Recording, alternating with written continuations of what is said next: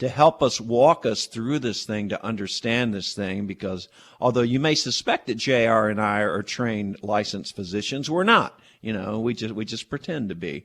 Actually, we go to Dr. Bridge Bombay, who appears on the show every Friday. He's the head of Centric Health and Central Cardiology. He helps us walk through this thing. It's confusing. We've just gotten so many mixed messages that to pay attention to this thing, I think, is a requirement for all Americans, because this is nothing like the medical community has seen before. We need to learn from what we've seen and move on and be conservative in how we deal with this. Don't get ahead of ourselves. Let's talk to Dr. Bombay about it. Dr. Bombay, welcome to the show, sir. Richard, thank you. How are you? Doing terrific, sir. Doing terrific. Can we start with this idea of immunity for the virus? We talked a little bit about this either last week or the week before. And it seems to me, from what I have read, there's no real assurance, you help me here, that once you have the virus, that you're going to develop the type of antibodies in your system where you're guaranteed that you won't get it again. Can you bring me up to date with that and tell me what kind of virus are we dealing with, and why wouldn't you, once you get it, then be immune from it? So, Richard, I like the way you prefaced the conversation. The thing about this virus is lack of settled knowledge. A lot of things we say or talk are in evolution. What seems to be a fact today changes in light of further knowledge. Immunity is a body's defense mechanism. When a pathogen, bacteria, or a virus attacks the body has what's called innate capacity to deal with it. And then the body adapts to the virus or the bacteria, and develops what's called adaptive immunity. Adaptive immunity is what we're talking when we talk about herd immunity and vaccination. Mm-hmm. In adaptive immunity, there are two distinct components. One is the antibody creation, which is an acute and early reaction to infection. The antibodies assist in defeating the virus, but the antibodies have a limited lifespan depending upon the kind of infection, so they may fade away in the next few weeks to several months. Okay. The other part is the cellular immunity, which is what we call memory cells. They're T cells and B cells. They remember what happened to the body. And the next time the body is threatened with the infection, they suddenly wake up and have a surge of immune response that defeats the recurrence of an infection. So think of what is innate, what your God-given immunity, plus the adaptive immunity that your body develops in response to an infection. The vaccination rides on the adaptive immunity. It mimics the infection without causing the infection. But one of the interesting pieces with vaccination is that a vaccine can actually be even more effective in creating immunity than the infection. And the reason for that is the bugs have a way of riding under the radar for immune detection from the body. So they're very smart. They can defeat the immune system by not being seen, traveling under the radar. But the vaccines can be created to work around that. So they can create actually a more effective and superior immune response. An excellent example in support of that is human HPV, human papilloma virus. Right. If a person gets the HPV, they get immune response. But the virus is 100% effective to prevent recurrence. The infection itself isn't so. So it's an interesting field, the immunity. Translating that to the vaccines, because we switched, we have expanded our knowledge base in building the vaccines. The genetically engineered vaccination process is more pure and more scalable. So more we get into vaccination in 2020 with the comprehensive approach by all the manufacturers from the pharmaceuticals to the biological companies, there is a real emerging hope that the speed of development of the vaccine and the efficacy will be real. The concern you had about the durability, they stay. The coronaviruses are not known to lend durable immunity beyond 8 to 10 months. So even if we settle with 8 to 10 months, that will take care of a lot of the fear factor. Okay, and if it's only good, if these vaccines against the family of coronaviruses are only good for less than a year, would a follow-up booster shot be required? Yes, then you would be on the same schedule like a flu virus. You would have, because of the previous infections and vaccination, there will be a significant chunk of the population that will have immunity. So that will mitigate the kind of disease we had when the virus was novel. When the novelty expires and we have built up baseline immunity, that will decrease the threat of the virus. And we may require yearly or maybe more than that booster dosages, but we can handle that once we know the virus isn't going to paralyze us. Right. We're talking to Dr. Bridge Bombi. Dr. Bombi, why is it when I was a child I got the polio vaccine, and people of a certain age will have that mark on one of their shoulders to show that they've been vaccinated, and that was one. I think it was polio. Maybe it was other vaccines. BCG. Yeah, right. And why is that one good for life and the coronavirus is not? To each its own. For instance, there are viruses like HIV and Hep C viruses. We have been struggling to develop vaccines, but they are very smart. They escape the adaptive immunity, so it's hard to pinpoint them. The good thing about this coronavirus is because its genome or the genetic structure is stable, that gives us hope that we can actually nail it down before it starts mutating too much. But other example is smallpox. Once you have had it, it's a lifelong immunity. Same with the measles. The immunity is 90%. It's really a pathogen-specific thing. Okay. And when you talked about cellular immunity, you said that this is part of the basic cellular structure of your body that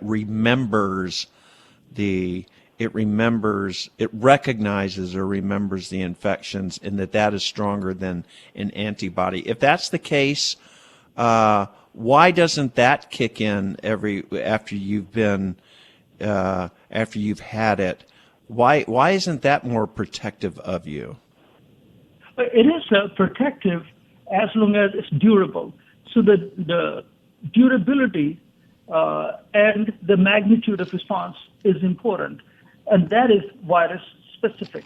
That is a pathogen specific. So again, the smallpox, once a person had the vaccination or the infection, it's a lifelong immunity. Okay. Flu, not so. Hep C, never so. HIV, never so. So it's the idiosyncrasy of the infective agent. All right. So basically, once and I want to ask you about the timing of these vaccines and get your take on that. But once we get an effective vaccine, you think this is going to probably go to the way of the flu shot, where every season, or maybe even more often than that, we're going to be reminded by our personal physician, hey, you need to get your COVID vaccine. Is that how you think it might work? That's my optimistic scenario, yes. And what's your pessimistic scenario? In case the vaccines don't work. That is a pessimistic scenario. But the hope against that is, so far, the infection has raged across the world for 7 months or so, and we really don't have a whole lot of people who've had recurrence of infection. So that tells us there is, across the board, substantial amount of immunity, at least for 7 months, hopefully much longer. Okay, well that's good. That's some good news. Now let's talk about the general health of the American people. And when we look at the cases exploding here, and I recognize that some people are ignoring a protocol, that they don't wear masks, that they're not practicing social distancing, or they're young people and they're out at a party at a lake or whatever.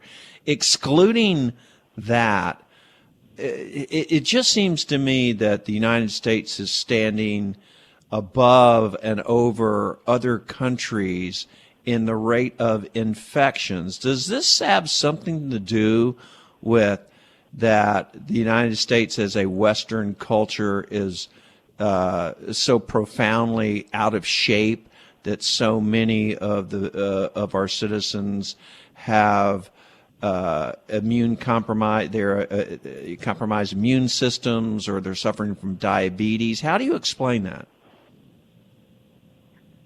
What this virus has done is it has really shown the light on our pre-existing conditions. We in U.S. have a relatively high preponderance of diseases that include obesity, diabetes, high blood pressure, coronary artery disease, cancer. And they're all interrelated. If you do 3 things, don't smoke, exercise, and eat right, just those 3 things, the disease burden decreases by 80% across the board. And that's for cancer, that's for coronary artery disease, that's for heart attacks, that's for strokes, that's for high blood pressure and diabetes. So these are behavior-related issues that we have self-perpetuated. And it goes back to 1950 when the food culture in this country changed, when the fast food industry came. Burger King came in around 1950 or so.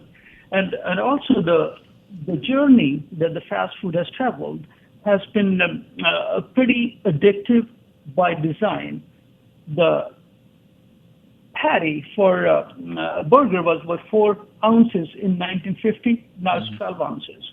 The soda was 7 ounces, now it's 38 ounces. Everything has been supersized. So we serve nutritionally vacuous calories. We serve food that's good for the palate and bad for the health. And it's shown in the weight of the average people. We have 70% either obesity or excessive weight in this country, more so in our part of the world in Kern County. So eating and exercise, those are the 2 major components that are behavior-related basis for huge burden of pre-existing conditions that are to the virus's liking. And I think it's time that we focus on our personal behavior and industrial behavior as far as the food industry is concerned, because we continue to serve excessive salt, excessive sugar, I think across the board.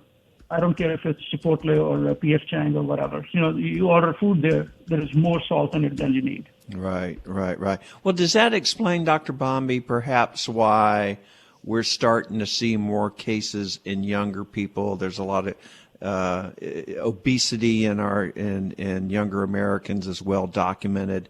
Some of the issues, the behavioral issues and the bad eating habits that their parents have are in their children too. Would that be another door for the virus to get into an otherwise healthier population of younger people? So what obesity, diabetes, hypertension, all those issues, they do 2 things. 1, they compromise the immunity. 2, they increase the inflammatory substrate. So the virus has two phases. In the first phase, it's tackled by internal immunity or innate immunity. When that's compromised, the virus has more room to spread.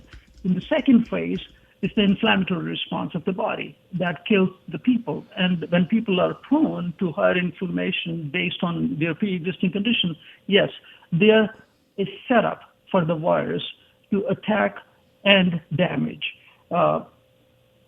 That's what we need to change through our behavior and through corporate behavior actually in the food industry. And that becomes a little political, but I think it's, from a medical standpoint, it's a necessary investment that we change the food culture in this country. You are absolutely spot on about that. We're talking to Dr. Bridge Bombi. Final question. I don't want to run out of time. We're going to be in it's going to be August 1 tomorrow. We're going to be into the fall and the flu season before we know it. Now, how will the emergence of the seasonal flus that we always have in this county, how will that complicate the coronavirus? Will it complicate it? I mean, will it make it easier to perhaps contract the corona? How will these different competing viruses play against each other? That's an interesting and partly speculative answer. What's happening in Chile and New Zealand now is that they have pretty much no flu virus. And this is their time to have the flu virus because they're in the southern hemisphere. It's cold there. And one of the explanations given for that is that because the trans-hemispheric traffic has stopped, the planes don't go from north to south anymore. The virus, that's how it maintains a circular belt. So that has been cut off. So it's conceivable that the flu virus may not surge the way it normally does in the wintertime. Secondly, if there's a significant absorption of the masks and distancing and hygiene measures, it will also work against the flu virus. So an optimistic scenario is that we'll see much less of flu based on those two thoughts. So we might have less then. Yes, we might have less flu based on those two. And also, Richard, one final point from my standpoint, that we know we can bend the arc of infection spread in 2 weeks. Basically, if we behave for 2 weeks, we can lower the infection rate by 2/3. If we don't behave for 2 weeks, we can increase the infection spread by 300%. So it's really in our behavior, and the benefits and losses are immediate. Can you tell me why, really quickly, we're running up against the clock here, but why is that? I've heard that before. You say if we could just all behave, all go in our basement for 2 weeks and emerge and not go anywhere, we'd be a lot better off. Why is that? Because that's how the virus lifespan is. If a person gets the virus, it's going to be 3-4 days before it shows up, and by the 2 weeks' time, it's all gone. So if you are able not to let the virus spread from person A to B, the virus has only finite lifespan. In 2 weeks' time, most of the asymptomatic mild or moderate cases will self-cure themselves. So the virus dies with that. Oh, wow. 2 weeks. So if we could all just do this for 2 weeks, think how far we would be down the road. Dr. Bridge Bombi, thank you, sir. Always enjoy having you on. You always shed so much light on it. Be safe this weekend and have a good weekend, sir. You too, Richard. Thank you very much. Okay, thank you so much.